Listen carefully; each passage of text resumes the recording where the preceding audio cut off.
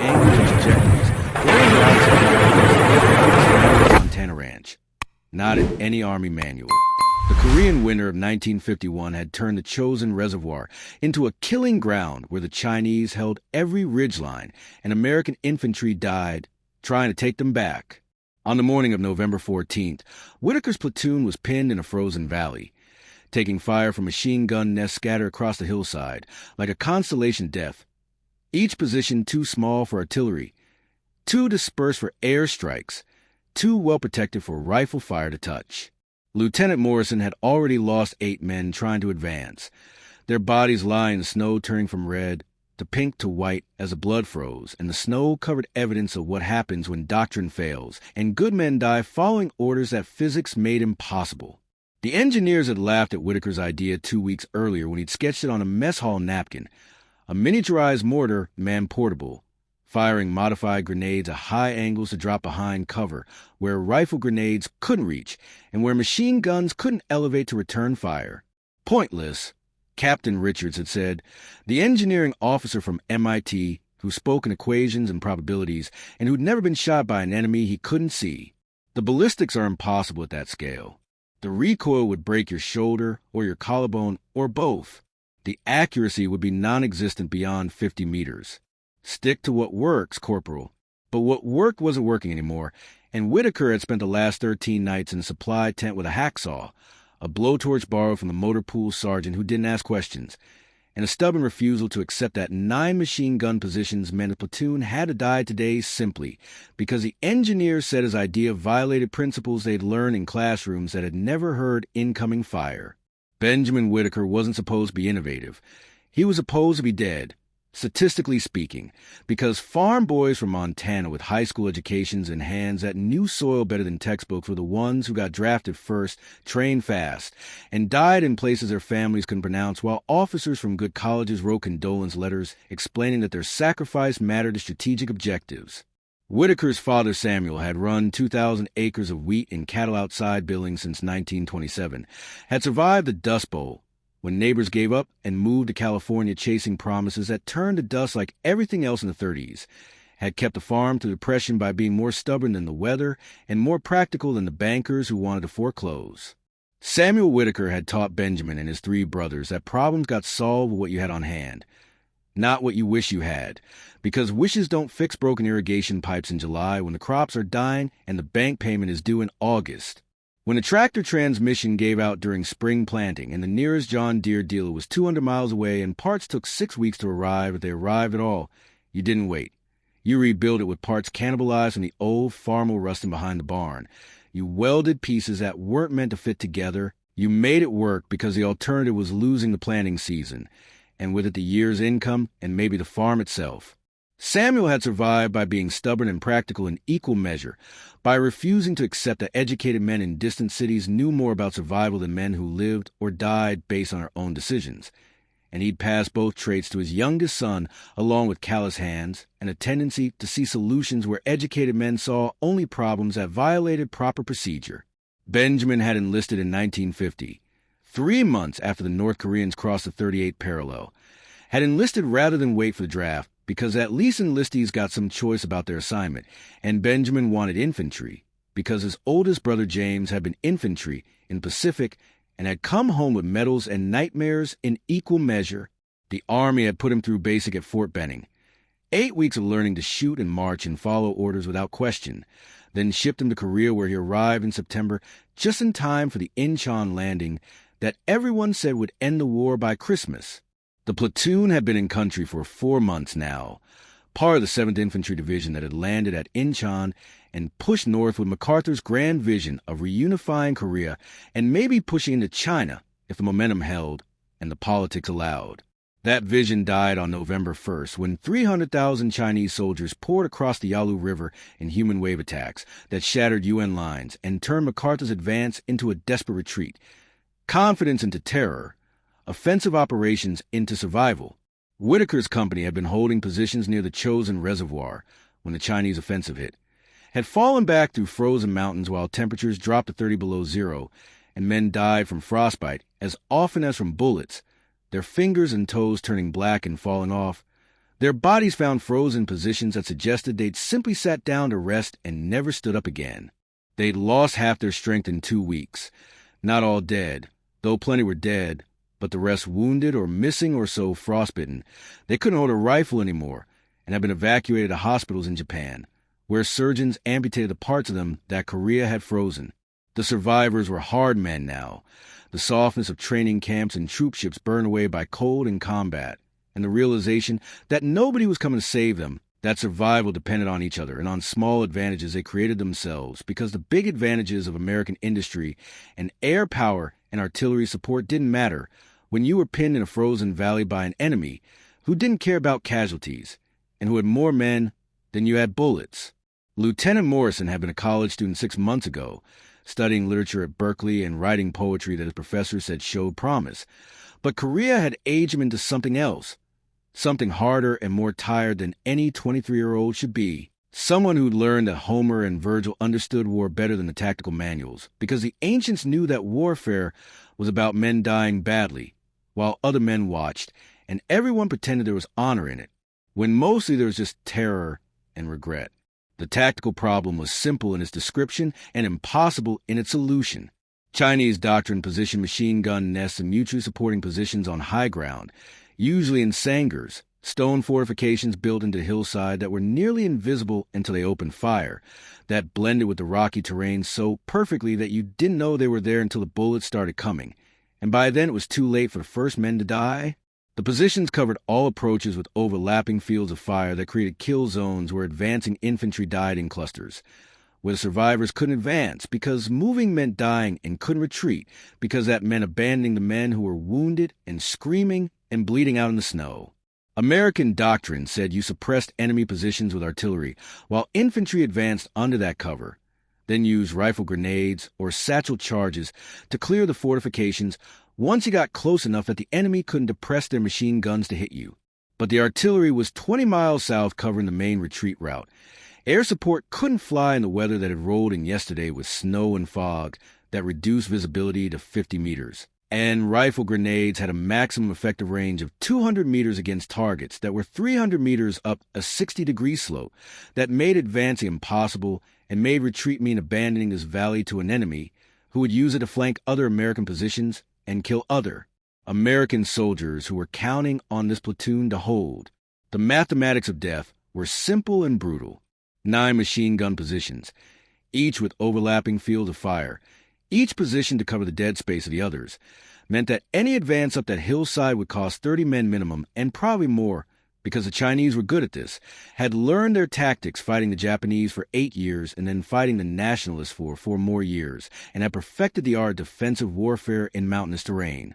The platoon had 42 men left who could fight, which meant that taking those positions by frontal assault meant losing more than half their strength, and maybe all of it if the assault failed and they were caught in the open when Chinese reinforcements arrived, or when darkness came and temperatures dropped another 20 degrees, and exposed men froze to death before they could crawl back to friendly lines. Morrison had called for volunteers for a flanking assault, which was officer speak for a suicide mission where someone had to draw fire, while others tried to find an approach that wouldn't get everyone killed. And 12 men had stepped forward because that's what you did in infantry platoons. You volunteer to die so maybe your friends wouldn't have to.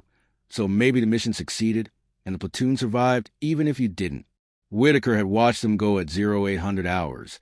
Watched them make it 50 meters up the slope before the machine guns opened up with that distinctive sound that Type 92 heavy machine guns made. A slower rate of fire than American guns, but heavier bullets that could penetrate cover and body armor and sandbags and anything else men try to hide behind. He'd watched them die in the snow or crawl back with legs shattered and faces pale from shock and blood loss. Watched Corporal Davies drag Private Miller back to the line, even though Miller was missing everything below his waist and would die within minutes. Watched Davies try anyway, because you didn't leave men behind even when saving them was impossible. That's when Whitaker made a decision that would define everything that came after. That would save 42 men and kill dozens of Chinese soldiers, and earn him decorations he'd never wear and nightmares he'd never escape. He went to his pack, pulled out the weapon that Captain Richards had called pointless and ordered destroyed, and decided that engineers who'd never been shot at didn't get to define what was possible when men were dying and conventional solutions had failed. The weapon looked crude because it was crude, looked impossible because engineers had calculated it was impossible, looked like something a farm boy might build in a barn workshop, because that's exactly what it was. 18 inches of cut-down mortar tube that he'd salvaged from a destroyed 60 millimeters mortar position 3 weeks ago, cut with a hacksaw in a supply tent at night. When everyone else was sleeping, the edges filed smooth with a bastard file borrowed from the motor pool sergeant, who didn't ask what Whitaker needed it for, because everyone in Korea was modifying something, adapting equipment to conditions that the peacetime army hadn't imagined. The base plate was fashioned from a vehicle suspension plate, thick steel that could absorb recoil without shattering, welded to a bipod made from rifle barrel cleaning rods because they were the right diameter and strength, and because nobody tracked cleaning rod inventory, and Whitaker had quietly accumulated 6 of them over 2 months. The firing pin assembly came from a broken M1 Garand that he'd found in a pile of weapons damaged beyond repair, modified to strike grenade primers that Whitaker had jerry-rigged as propellant igniters because standard mortar firing mechanisms didn't scale down to this size, and improvisation was required at every step. The ammunition was where Whitaker's innovation became either genius or suicide, depending on whether it worked. Standard Mk2 fragmentation grenades are the fuses modified for impact detonation instead of the normal 4 to 5 second delay fuses, because a grenade that exploded in midair or after bouncing around was useless for precision work, and these shots require precision that normal grenade use never demanded. He'd carefully disassembled the fuses, bypassed the timing mechanism, installed impact primers salvaged from mortar rounds, and prayed that the modification wouldn't cause premature detonation in the tube, which would kill him instantly and probably take several nearby soldiers with him. The propellant was the most dangerous part. Carefully measured powder charges that Whitaker had harvested by disassembling rifle cartridges one by one over 13 nights, each cartridge yielding a few grams of powder that he collected in a tin can and measured with scale improvised from wire and washers, because precision mattered when you were creating controlled explosions inches from your face. Too little powder, and the grenade wouldn't reach the target, would fall short and explode harmlessly, or worse, would land among advancing friendly troops. Too much powder, and the tube would rupture from overpressure, would split along its length and send steel fragments through Whitaker's chest and face and arms, would turn his innovation into his execution. He calculated the charges based on half-remembered physics from Mr. Henderson's class at Billings High School, where Whitaker had been a student more interested in football than formulas, based on practical experience throwing rocks at coyotes, where he'd learned that angle mattered more than strength, that a high-arcing throw could reach targets that flat throws couldn't touch even if you threw harder. He'd tested the weapon once, only once, because ammunition was scarce, and because testing meant risk of discovery, and because one test was all he could afford before officers noticed and confiscated his work. 3 weeks ago, in a valley far from officer observation, with only Sergeant Chin watching and ready to swear it was an accidental discharge if anything went wrong, if the weapon failed catastrophically, and they needed to explain the explosion and the casualties. The first shot had nearly killed them both. The tube had split along a weld line from stress that Whitaker had miscalculated, had sent fragments spinning past his head close enough that he felt the wind of their passage, and found a cut on his cheek afterward that he couldn't remember receiving. The second iteration, built over the next 4 nights with better welding technique borrowed from watching the motor pool mechanics repair vehicle frames, with a thicker tube wall that added weight but added safety, had worked perfectly. The grenade had arced up and over in a beautiful parabola that looked exactly like the trajectory Whitaker had calculated on paper, had traveled 200 meters horizontally and gained enough altitude to clear a 50-meter ridgeline, had dropped behind a rock outcropping and detonated with the sharp crack of high explosive doing what high explosive does. The impact had been close enough to their aiming point that Chun had stopped laughing and started asking serious questions about production models and whether Whitaker could build more, and whether this crude device might actually be the answer to tactical problems that had been killing infantry since men started fighting in mountains. But then Captain Richards had seen Whitaker's sketches during a random inspection, had confiscated the drawings and demanded to see the weapon, had examined it with the disdain of an MIT graduate looking at a high school dropout's homework. Richards had run calculations on paper, had used slide rules and referenced ballistics tables from engineering manuals, had concluded that the weapon couldn't possibly work because the recoil forces exceeded safe limits for a shoulder-fired weapon, Because the accuracy at 200 meters will be measured in football fields rather than meters. Because the whole concept violated established principles of mortar design that have been refined over decades by actual engineers who understood metallurgy and stress analysis and factor of safety calculations. Pointless, Richards had declared, had ordered the weapon destroyed as unsafe and unauthorized, had threatened Whitaker with an Article 15 for unauthorized modification of military equipment and for wasting materials that could have been used for legitimate purposes.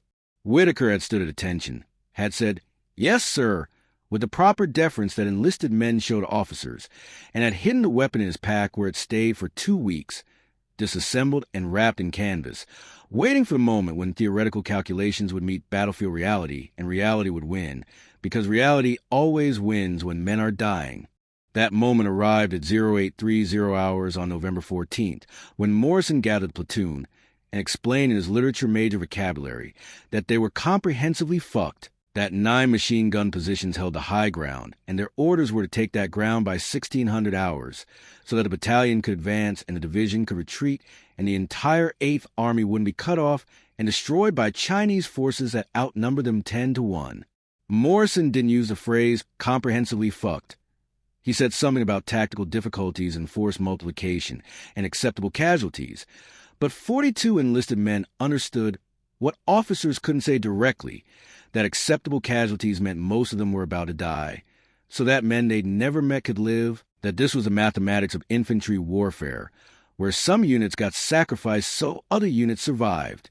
Whitaker listened to Morrison talk about flanking maneuvers and suppressive fire and aggressive assault, listened to officer language trying to make death sound like strategy, and made his decision. He retrieved his pack, assembled the weapon in full view of the platoon, ignored the questions and the laughter and the comment about Whitaker finally cracking from stress. Morrison saw him setting up the bipod, saw the stubby tube that looked like a child's toy compared to crew-served 81mm mortars that required 4 men, and a mule to transport. "Whitaker, what is that?" The lieutenant's voice carried exhaustion and hope in equal measure. Exhaustion because they'd been fighting for 4 months without enough food or ammunition or winter clothing or any of the things that peacetime armies took for granted. Hope because the corporal was doing something that looked purposeful and Morrison had run out of options that didn't involve writing letters to 30 families explaining why their sons died following orders. "Miniature mortar, sir. Drops grenades at high angle, 300-meter range, man-portable." Whitaker was already calculating angles, estimating range to the nearest Sanger at 11 o'clock up the slope, adjusting the bipod legs to get the elevation right based on eyeball estimates and educated guesses, because he didn't have surveying equipment or range finders or any of the tools that proper fire support teams used. The engineers said it was impossible. Morrison's statement hung between them, half question and half challenge. "The engineers aren't pinned in this valley, sir." Whitaker's response was a kind of insubordination that would get you court-martialed in garrison, but that saved lives in combat when hierarchy had to bow to necessity and regulations had to yield to survival. Sergeant Chen moved up beside them without being ordered, providing security with his bar ready in case the Chinese spotted their position and decided to drop mortar rounds on a gathered group, his presence a silent endorsement that carried weight because Chen had 30 months in Korea and had survived by knowing which crazy ideas might work and which ones were just suicide with extra steps. "I've seen him test it, Lieutenant. Thing actually works, or worked once anyway, which is better odds than we got with anything else." Morrison made the calculation that young officers make when faced with problems that academy training didn't prepare them for, weighing regulations against results, doctrine against survival, career safety against the lives of men who trusted him to make decisions that might keep them breathing. "You get 2 shots to prove it works, Corporal. Then we're pulling back to secondary positions before they bracket us with mortars. 2 shots. 2 chances to validate 13 nights of work in a freezing supply tent, to prove that Montana farm boys understood physics, even if they couldn't derive equations, to demonstrate that sometimes impossible is just the untried, and the experts are wrong, because their expertise comes from classrooms rather than necessity." Whitaker loaded the first grenade with hands that weren't quite steady despite the cold. The modified Mk2 sitting in the tube with its impact fuse nose pointed skyward at an angle that looked wrong to everyone watching, because humans don't throw things at 70-degree angles and weapons don't shoot straight up, but mortars aren't human, and high-angle fire, requires trusting mathematics over instinct. The propellant charge was positioned below the grenade, a carefully measured amount of powder wrapped in cloth and sealed with wax, everything held together with tape and prayer, and calculations done by flashlight in conditions where mistakes meant death. He aimed at the nearest Sanger, 300 meters up the slope where a Chinese machine gun team had killed 4 Americans this morning, and would kill more if someone didn't silence it, aimed using nothing but his eye and his experience throwing rocks at coyotes, and his faith that physics worked the same in Korea as it did in Montana. The angle was steep, 70 degrees from horizontal, the kind of trajectory that rifle grenades couldn't manage because rifle grenades were designed for flat fire against targets you could see. That made direct fire weapons useless because you couldn't elevate a machine gun to 70 degrees without it falling over backward. That required lobbing explosives up and over intervening terrain to land directly on targets hidden behind cover. He checked his calculations one final time. Grenade weighed approximately 21 ounces. Propellant charge estimated at 12 grains based on disassembled rifle cartridges. Angle of elevation 70 degrees. Range 300 meters horizontal, which meant the grenade needed to climb 280 meters vertically, while traveling 300 meters horizontally if the math was right. Wind negligible in the valley, though he could see snow devils spinning on the ridge, which meant wind at altitude, but nothing he could calculate without proper instruments. Temperature was minus 20 Fahrenheit, which would affect powder burn rate, but Whitaker had no tables for that variable and no time to derive corrections, so he was guessing based on the one test shot he'd fired in warmer weather, and hoping that colder temperatures meant slower burning, which might mean lower velocity, which might mean the grenade would fall short unless it didn't. Everything said it should work within acceptable margins of error. The engineers had said everything said it wouldn't work at all. Whitaker stopped thinking and triggered the firing pin. The weapon bucked against his shoulder with force that drove him backward a step. More recoil than the test shot, because he'd increased the propellant charge to ensure reaching maximum range. Force that would leave bruises across his shoulder and collarbone, but didn't break bones the way Richards had confidently predicted using calculations that looked perfect on paper and wrong in practice. The grenade arced upward through gray Korean sky, tumbling end over end in a spiral that looked unstable but was actually gyroscopic stabilization from the rifling effect of the tube, climbed higher than any thrown object had a right to climb, reached an apex that seemed to hang suspended for a heartbeat while 42 men held their breath and prayed to gods they'd stopped believing in months ago. Then it dropped behind the ridgeline where the Sanger was hidden, disappeared from view, and for 3 seconds nothing happened while Morrison was already turned to order the fallback, because the shot had obviously missed, and now they were out of options and time. The explosion echoed across the valley with a sound that was wrong in all the right ways. Not the sharp crack of grenade hitting open dirt and fragmenting uselessly, but the deeper one of grenade detonating inside a confined stone space where the overpressure had nowhere to go except through flesh and bone, where the walls that protected the machine gun team became the mechanism of their death as overpressure bounced and amplified and burst lungs and shattered eardrums and killed through invisible force as effectively as through visible fragments. The machine gun went silent. 1 position down. 8 to go. 41 men stare at Whitaker like he performed a miracle when all he'd done was remember how to throw rocks at coyotes and trust that the universe operated by rules that didn't care about Army regulations. Morrison recovered first because lieutenants have to recover first, have to project confidence even when they're as shocked as everyone else. Can you hit the others? Whitaker was already adjusting his aim, traversing the bipod to target the next position at 1 o'clock, making micro-adjustments elevation based on what the first shot had taught him about his weapon's actual performance versus his calculated performance, about how theory meets practice and practice always wins. Yes, sir. Give me an hour.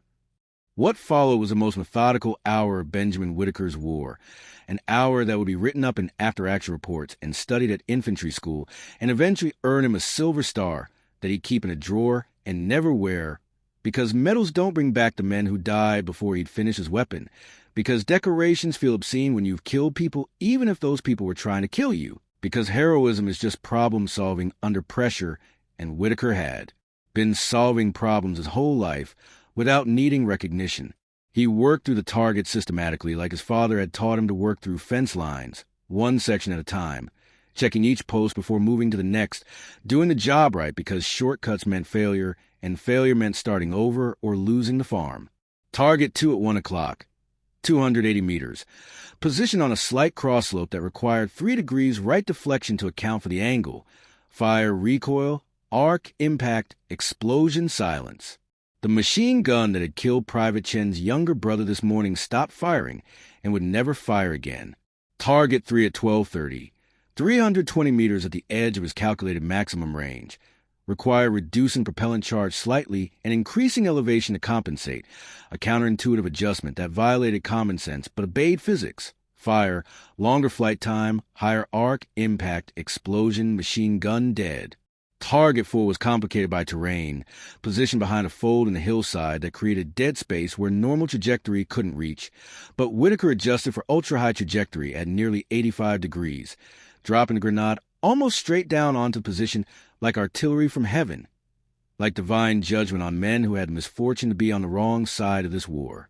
Fire, impossibly high arc that had Morrison muttering about witchcraft, impact, explosion, and then a secondary explosion that was bigger and hotter and suggested Whitaker had hit their ammunition supply, had turned machine gun position into a crater that threw debris 100 feet in the air. Target 5 at 2 o'clock required Whitaker to completely reposition because the bipod couldn't traverse far enough. Required setting up again, while Chinese soldiers somewhere on that ridge were surely noticing that their positions were dying one by one. Were surely calling for mortar support or for reinforcements or for someone to do something about the American position that was somehow shooting through mountains. He got the shot off 30 seconds before a Chinese mortar round landed 50 meters to their left, showering position with frozen dirt and shrapnel, but hitting no one, because luck still mattered, and today the luck was running toward the Americans for once. Target 6 was straightforward, if anything about this was straightforward. 300 meters, 60-degree slope, standard elevation and propellant charge. Fire, impact, explosion, silence. Target 7 required maximum propellant charge because the position was 330 meters up a steep grade, required trusting that his tube wouldn't rupture from increased pressure, required faith in welds he'd made using borrowed equipment in inadequate conditions. The weapon held. The grenade flew. The machine gun died. Target 8 was positioned in a cluster of rocks that made it nearly invisible even now that they knew where to look. But Whitaker had learned to read terrain from growing up in Montana, where identifying coyote dens meant understanding how predators thought about cover and concealment. He adjusted for what he couldn't see. Fired based on where the position should be if he were placing it, and the explosion confirmed his tactical guess. 8 down, 1 to go. The final position was the most dangerous because it was the furthest, positioned at the ridgeline peak 350 meters up a 70-degree slope that put it beyond his calculated maximum range based on standard propellant loads and normal safety margins. Whitaker pulled out his reserve grenades, the ones he modified with double powder charges for exactly the scenario, knowing that the increased pressure might split his tube and kill him, but also knowing that leaving one machine gun active meant the platoon couldn't advance safely, that the 9th position could pin them down while Chinese reinforcements arrived or darkness came, or they simply froze to death waiting for a solution that wouldn't come.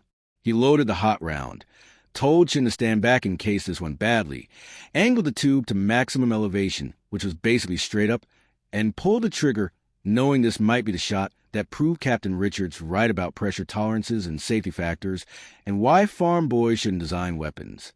The recoil was immediate and brutal, drove him backward 3 steps, nearly knocked him down, felt like being kicked by one of his father's horses, and would definitely leave bruises that would last weeks. But the tube held. The welds held. The weapon that engineers called impossible performed exactly as designed, launched a grenade higher and further than any previous shot, set arcing into gray sky where it disappeared into low clouds before dropping out again on target, falling behind a ridgeline onto the final Sanger with an explosion that was distant but definitive. 9 positions, 60 minutes. 1 improvised mortar that engineers had called pointless right up until it stopped being pointless and started being the difference between mission success and catastrophic failure. Morrison didn't wait for battalion approval or higher headquarters confirmation or any of the procedures that peacetime armies love and wartime armies ignore when survival requires immediate action. He had his platoon moving within 2 minutes, advancing up the slope that had been a death trap at 0800, and was now just a steep climb through snow, difficult but possible, exhausting but survivable. They passed the silent sangars where Chinese soldiers lay dead or dying, where high-angle fire had bypassed all their fortifications and delivered death from directly above, where men who'd been fighting American for months had learned that American innovation could be more deadly than American firepower when necessity forced creativity. Some positions were empty because the survivors had fled. Some contained bodies. Some contained wounded men who looked at the advancing Americans with expressions that mixed fear and pain and relief, because being captured meant being alive, and being alive meant maybe seeing home again someday, even if home was on the other side of an ideological divide that neither side fully understood. The platoon secured the ridgeline by 1400 hours, 2 hours ahead of schedule, established offensive positions using the same sangars that had killed their friends, called in their success to a battalion commander who didn't believe the initial reports until Morrison sent back photographs of the weapon and detailed accounts of how a corporal with a hacksaw had solved a tactical problem that doctrine said required divisional artillery support or air strikes from aircraft that couldn't fly in this weather. The battalion commander, a colonel from the regular army who'd fought across Europe with Patton, understood immediately what Whitaker had accomplished, understood because Patton had taught him that warfare rewarded innovation and punished rigid thinking, that sometimes the best solutions came from the bottom up rather than top down. Within an hour, Whitaker was being pulled off the line for debriefing, which he resented because his platoon was still in contact, and pulling him meant they lost their best weapon. But orders were orders, and the Army wanted to understand what he'd built before other units tried to replicate it and kill themselves through poor understanding of what made it work. The story spread to the division faster than official communications, carried by soldiers who'd been there and soldiers who'd heard from soldiers who'd been there, transmitted through informal networks that moved information more efficiently than radio nets or courier systems. By evening, 3 other companies had soldiers trying to build their own versions based on second-hand descriptions, which terrified the ordnance officers because improvised weapons meant improvised catastrophes when undertrained soldiers misunderstood critical details. By the next morning, Captain Richards arrived at Whitaker's position with a technical team and an expression that might have been respect or might have been professional courtesy, covering deep embarrassment that an enlisted man had succeeded where Richards had calculated failure. They examined the weapon like archaeologists studying alien technology, took measurements, did stress analysis, ran calculations that confirmed what combat had already proven, that Whitaker's design worked within acceptable safety margins if you understood metallurgy and propellant chemistry and trajectory calculations, but would fail catastrophically if you didn't. Richards never apologized. Officers rarely do because apology suggests fallibility and military hierarchy requires a fiction that rank correlates with competence, but he did requisition Whitaker for temporary duty with the Ordnance Development Team, recognizing that practical innovation sometimes came from unexpected sources, and that maybe MIT graduates didn't know everything about warfare despite their mathematics saying otherwise. Whitaker spent 6 weeks at a rear-echelon workshop helping engineers understand what he'd built instinctively, translating farm boy pragmatism into technical specifications, teaching graduates from prestigious engineering programs about the gap between theoretical calculations and practical application, about how rules of thumb matter as much as mathematical models when you're building things under combat conditions.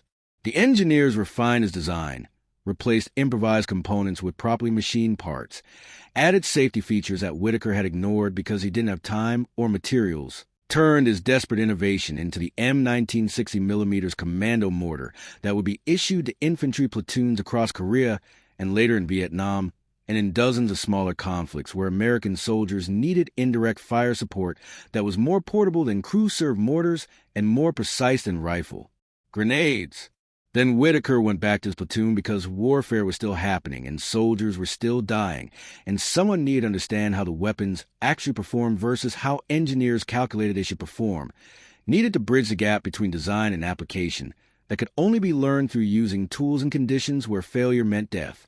He survived Korea through a combination of skill and luck and the kind of situational awareness that keeps soldiers alive when others die. Made through the winter of 1951, and the stalemate of 1952, and the final months of fighting in 1953, before the armistice, that everyone knew was coming But that took forever to arrive because politicians argued about details while soldiers died over ground that would be returned in peace negotiations. He came home in August 1953, older than his 24 years, carrying memories that would wake him screaming for decades, on a troop ship that stank of oil and vomit in relief that the dying was finally over for them even though it continued for others. He made it back to Montana, married his high school girlfriend Sarah, who'd waited 4 years while he was gone, even though everyone told her that soldiers didn't come back the same, and that waiting was foolish. Took over the family ranch when his father's back finally gave out from 40 years of hard labor that broke men slowly but thoroughly. He grew wheat and raised cattle and taught his own sons about angles and problem solving and the value of trying things that experts said were impossible. Taught them that formal education mattered, but practical wisdom mattered more. That physics worked the same whether you learn in a classroom or from throwing rocks at coyotes. The original mortar sat in his barn workshop on a shelf next to other tools, a museum piece that only visiting veterans understood. That prompted questions from neighbors who couldn't fathom why Whitaker kept a crude metal tube like it was precious. He never explained fully because how do you explain to civilians that this piece of steel represents the hour when you killed 9 machine gun crews and saved 42 American soldiers, that this device is simultaneously your greatest achievement and your deepest shame, because achievement in war means ending lives even when those lives were trying to end yours? The weapon earned him the Silver Star for gallantry in action, presented at a ceremony 6 months after the battle by a general who read from a citation that made Whitaker's desperate improvisation sound like calculated heroism, when really it was just problem-solving under pressure, just a farm boy refusing to accept that doctrine knew more than necessity. He accepted the medal because refusing would dishonor the men who died before he solved the problem, wore it once at the ceremony, and then put it in a drawer where it stayed, except when his grandchildren found it years later and asked why Grandpa had a star, and he told them it was for building something when people said it was impossible, which was true enough without being complete, because completeness required describing what the weapon did to human bodies, and Whitaker had no intention of, giving nightmares to children. The Army kept the M19 in service for 40 years, issued it to infantry platoons in Vietnam, where it proved just as useful in jungle mountains as it had in Korean mountains. Used it in dozens of smaller conflicts where American soldiers needed to drop explosives on enemies hiding behind cover. Saved thousands of lives over decades of service because one corporal in a frozen Korean valley refused to accept that engineers define the limits of possible. Benjamin Whitaker died in 2003 at 74, having lived a full life that he almost didn't get because 9 machine guns were positioned to kill everyone in his platoon until he decided that expert opinion mattered less than trying. That impossible was just untested. That sometimes survival required building your own solutions when the authorities who were supposed to protect you said your ideas were pointless. They buried him with military honors, a detail from the Montana National Guard firing a salute that echoed across the same hills where he'd learned to throw rocks at coyotes, where his father had taught him that problems got solved with what you had rather than what you wished you had. The M19 had been retired from service by then, replaced by more sophisticated weapons with laser targeting and ballistic computers. But 3 veterans from his old platoon attended the funeral and told his sons that their father had saved their lives in a frozen valley in 1951, that without Whitaker's improvisation, they'd have died on that slope and never come home to have children of their own, that heroism was just problem-solving under pressure, and their father had been the best problem solver they'd ever known. The original weapon stayed in the barn, inherited by Whitaker's oldest son who understood what it represented even if he'd never fired it, who kept it as a reminder that innovation comes from necessity and that the impossible is just the untried, that sometimes pointless ideas become doctrine when they're the only thing standing between your brothers and death.